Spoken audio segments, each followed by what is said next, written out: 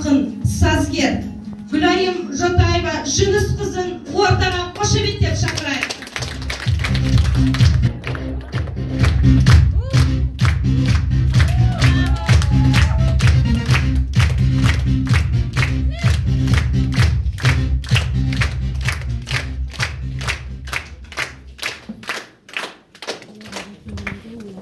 Армысыздар, құрметті қонақтар, әріптестер.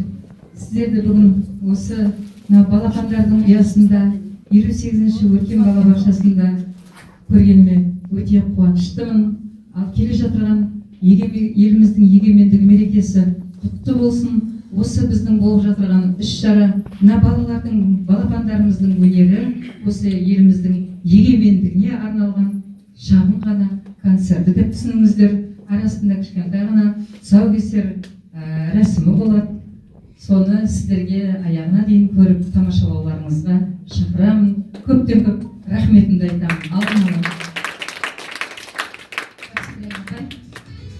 Номері 58-ші өркен балабақшасының